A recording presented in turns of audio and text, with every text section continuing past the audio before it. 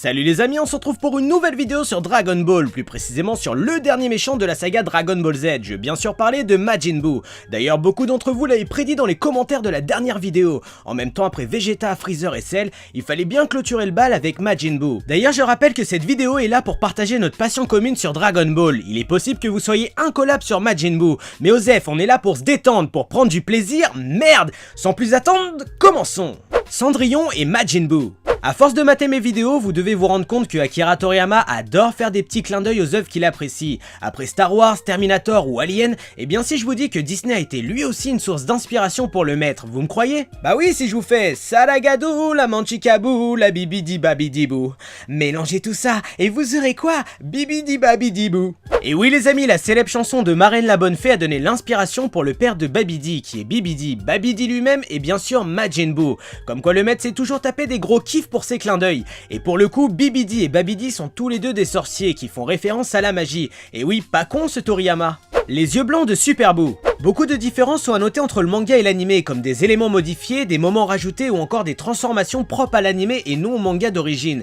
Et pour le coup, on va s'arrêter sur une erreur de production qui se veut discrète mais visible pour les plus pointilleux. Dans l'épisode 258 de Dragon Ball Z, lorsque Goten s'affronte Super Buu, ses yeux sont noirs avec des pupilles blanches. Goten se fait alors provoquer par Super Buu, qui se veut moqueur comme jamais, en lui disant « Eh bonhomme, c'est ma tête qu'il faut viser !» Bien sûr, Goten frappe Super Buu avec une patate de forain, et comme par magie, lorsque Super Buu se retourne, ses pupilles sont devenues rouges. Alors oui, c'est un détail, mais Akira Toriyama a toujours dessiné Majin Buu avec des yeux noirs et des pupilles rouges, donc la production a corrigé son erreur dès que possible. D'ailleurs, dans Dragon Ball Kai, cette erreur n'est pas visible, car elle a été corrigée dès la première apparition de Super Buu. Buu apparaît dans une autre œuvre de Akira Toriyama. Le maître est connu pour relier ses différentes œuvres par des apparitions éclipses ou des clins d'œil plus ou moins explicites. Et si je vous dis que dans l'anime Dr Slump, Buu et Goku font leur apparition en noir et blanc, vous me croyez?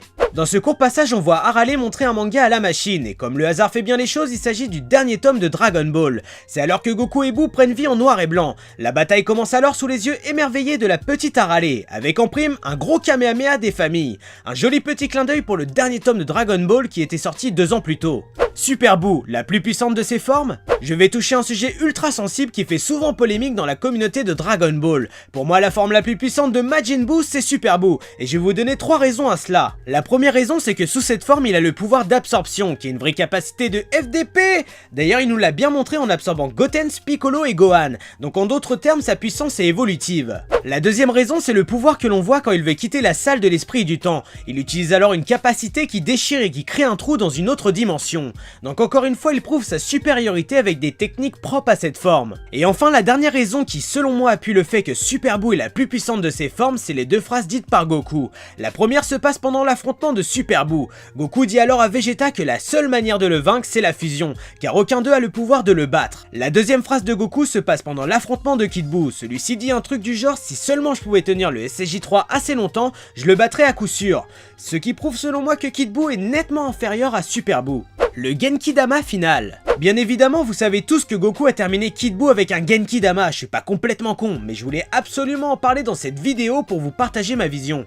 Pendant tout Dragon Ball, Goku a essayé à plusieurs reprises d'achever un ennemi avec cette attaque, qui se veut être le dernier espoir. Contre Vegeta, cela échoue, car l'attaque ne le tue pas, Goku dira même à Krillin de laisser partir. Contre le tyran Freezer, Goku utilise cette même attaque, qui était à ce moment-là son dernier espoir, mais encore une fois le Genki-Dama se révèle inefficace. En fait, là où je veux en venir, c'est que Kid Buu est le seul ennemi de la trame originale de Dragon Ball qui succombe au Genki-Dama, qui selon moi marque vraiment la fin de Dragon Ball Z, car c'est l'accomplissement de plusieurs échecs qui finissent par payer. Et pour couronner le tout, le seul ennemi que Goku terrasse avec l'aide de l'univers se voit réincarné pour un avenir meilleur. Je veux bien sûr parler de Oob. Tout ça pour dire que Majin Buu véhicule un message que j'adore, tout le monde a le droit à une seconde chance. Voilà les amis, la nouvelle vidéo se termine, j'espère qu'elle vous aura plu, n'hésitez pas à me proposer d'autres personnages ou d'autres licences pour les prochaines vidéos, n'oubliez pas de faire péter le compteur des pouces bleus, de débattre par commentaire et surtout abonnez-vous à la chaîne YouTube. Sur ce, moi je vous laisse, tchuss!